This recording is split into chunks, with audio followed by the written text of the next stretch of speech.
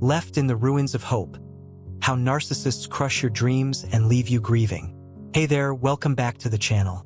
Today, we're diving into one of the most emotionally complex journeys many survivors face. Grieving the loss of expectations shattered by narcissistic individuals. It's not just about mourning a relationship or a person. It's about mourning who we thought they were, what we hoped they could become, and the version of life we imagined with them. Psychologists often call this ambiguous grief. The pain of losing something that was never fully real, but that your heart deeply believed in. We've all felt it, that deep, aching disappointment that comes when someone you trusted turns out to be a stranger wearing a mask. Maybe it was a parent who was supposed to protect you, but instead broke you down. Maybe it was a partner who once made you feel chosen, only to leave you feeling invisible. Or perhaps it was a friend or mentor who quietly used your loyalty as currency for their own gain.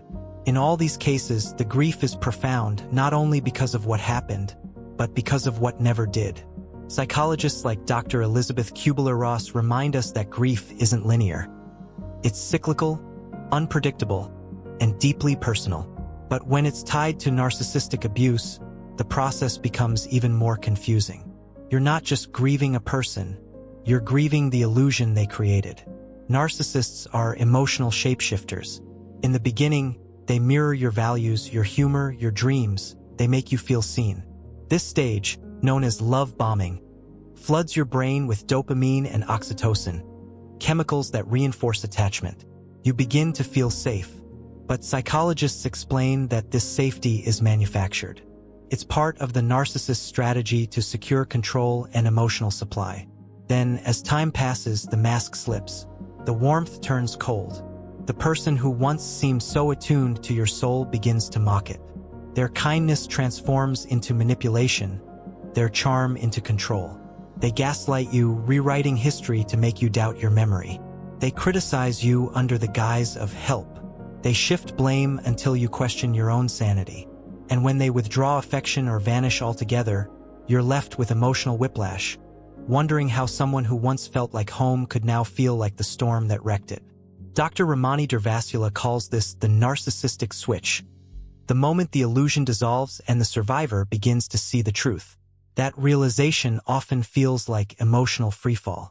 You grieve not only the loss of the relationship but the death of the fantasy you were living in. It's a heartbreak that psychologists describe as double trauma: the betrayal trauma of being deceived, and the existential grief of losing meaning in a relationship that once defined your identity. Think of it this way: you didn't just lose a person, you lost the story you built around them. The shared dreams, the trust, the safety, the belief that you mattered. All of it collapses at once. That's why your mind loops with questions. How did I miss this? Was I not enough?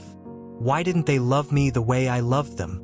But as psychologists emphasize, those questions are born from empathy, from your capacity to attach, to hope, to believe. The narcissist exploited that goodness, not because you were weak, but because they needed your strength to feel powerful. As you process that truth, anger and disbelief often surface. You start remembering the moments that once felt innocent but now sting with clarity. Their helpfulness was leverage. Their affection came with strings. Their support was transactional. It's devastating to realize how much of your reality was engineered to serve their ego. According to trauma experts like Dr. Judith Herman, this moment of awakening can feel destabilizing, a collapse of your sense of safety and trust. But it's also the beginning of your freedom. And then comes the grief, not for what was lost, but for what never truly existed. You grieve the parent who was supposed to nurture you, the lover who was supposed to protect you, the friend who was supposed to care. You grieve the version of yourself that believed love could fix them. Psychologists note that this kind of grief is unique because it doesn't bring closure easily. The narcissist won't validate your pain or offer resolution. In their world, accountability doesn't exist, only control and denial. So healing must come from within you. Dr. Brené Brown often says that healing begins with naming what was real and what wasn't. That's how you begin to reclaim your power. You start identifying the difference between genuine care and manipulation, between real intimacy and conditional approval. Each realization is painful, but it restores clarity, and clarity is the foundation of emotional freedom. If you find yourself asking, how do I move forward when I feel so disillusioned? Remember this: grief is not a weakness. It's proof that you're human. Psychologists describe grief as the mind's way of recalibrating after trauma. It's your nervous system trying to make sense of chaos. You might cycle through anger, sadness, confusion, and numbness. You might feel like you're going backward, but you're not. You're metabolizing pain. You're slowly rebuilding trust in yourself. Here's what the experts recommend. Validate your grief. Don't downplay it. The pain of narcissistic loss is real because your investment was real. Practice emotional detachment. Journaling, therapy, or mindfulness help you process feelings without drowning in them. Reclaim your narrative. Write down what actually happened. Not the story they fed you, but your truth. Rebuild safety. Connect with people who are emotionally consistent and kind. This rewires your sense of trust. Forgive yourself, not for trusting them, for believing in love. That's not a flaw. That's your humanity. As you move through the stages of grief, denial, anger, bargaining, depression, and acceptance, remember, these aren't rigid steps, but emotional waves. Some days you'll feel strong. Others, the sadness will return. But unlike before, you now grieve with awareness. You see the patterns. You understand the psychology. And you're no longer trapped in their illusion. So today, as you sit with your grief, know this: you're not mourning the loss of love. You're mourning the loss of the illusion of love. That distinction changes everything. Because once you stop chasing the version of them that never existed, you make space for the version of you that always did. And that's where healing truly begins, when you realize that what broke you was never real, but what will rebuild you always was. Grieving a narcissist isn't like grieving a normal loss. You're not just mourning a person, you're mourning a story that was never real. Psychologists often describe this process as complex grief or ambiguous loss, because the object of your mourning still exists. Yet the version of them you loved never truly did.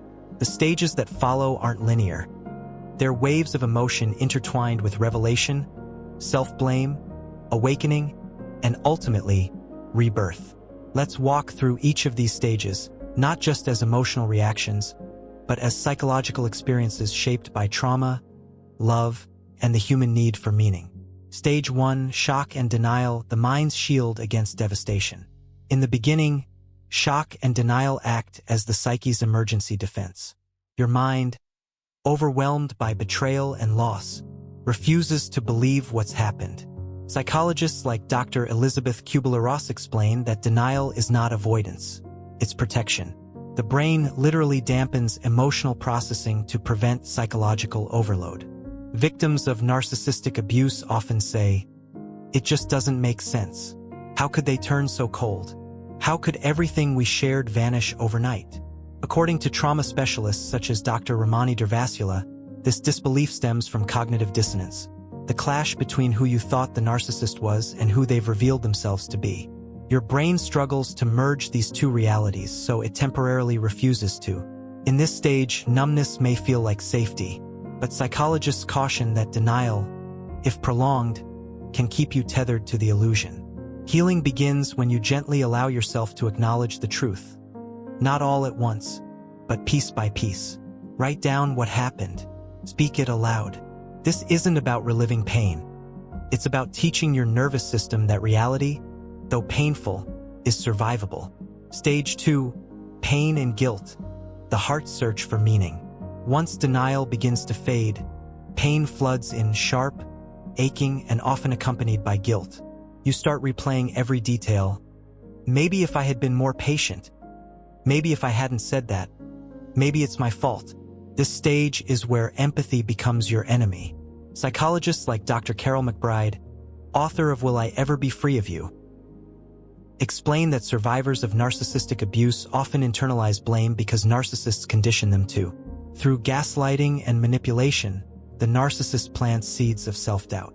Over time, these seeds grow into a belief that you caused their coldness, their anger, their withdrawal. That's why guilt lingers so powerfully. It's not just emotional, it's psychological conditioning. But guilt also holds a paradox. It shows that you still care. That capacity for empathy, the very trait the narcissist exploited, is proof of your humanity.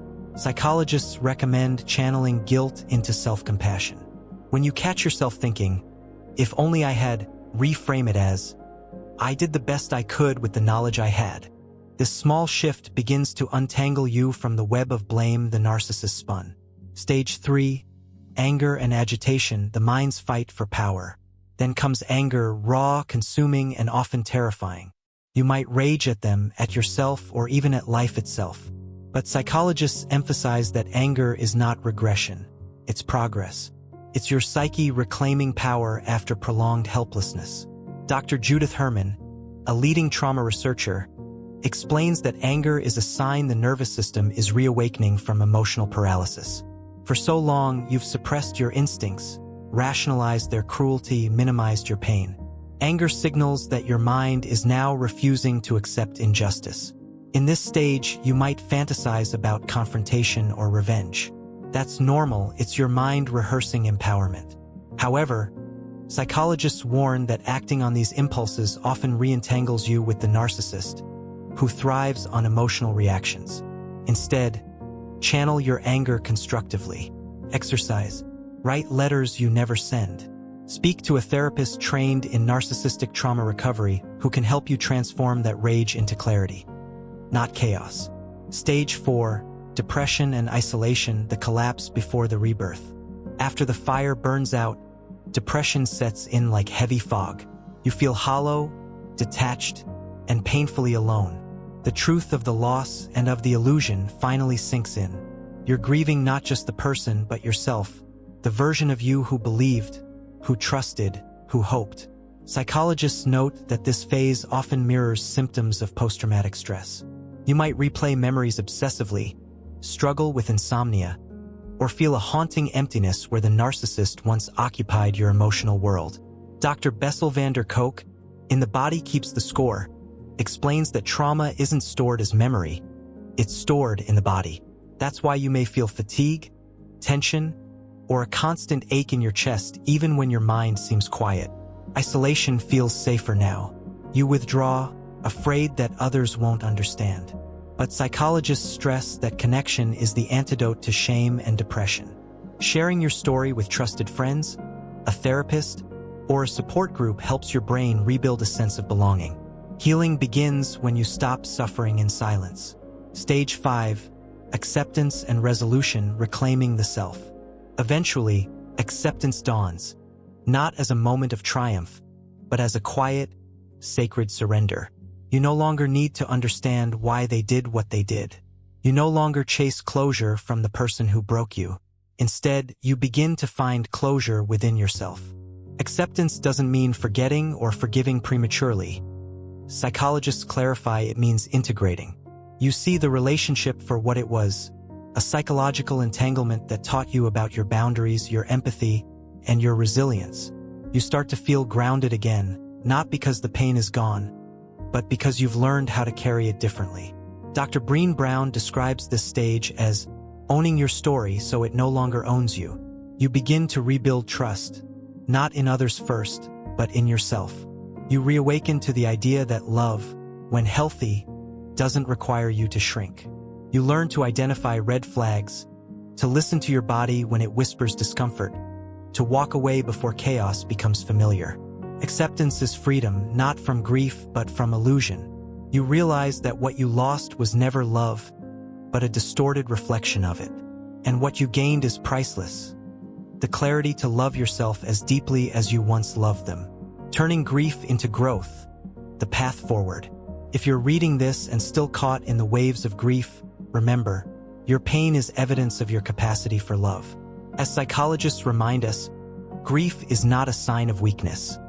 It's a testament to attachment, empathy, and hope. You'll have moments when something, a song, a date, a scent, pulls you back into the past. That's normal. Triggers are your body's way of processing unfinished emotion. When they arise, breathe, ground yourself, and remind your mind, it's over. I'm safe now. And above all, resist isolation. Healing happens in community through therapy, support groups, or even spaces like this one. Psychologists affirm that when you speak your truth in the presence of empathy, your brain literally rewires towards safety and trust. So be patient, be kind, treat yourself with the gentleness the narcissist never could. Because the truth is, this grief, as agonizing as it feels, is your rebirth. You're not broken. You're becoming whole again, piece by piece, moment by moment, truth by truth. And someday soon, when you look back, you'll see it clearly. You didn't lose love. You lost the illusion of it. And what you found was yourself.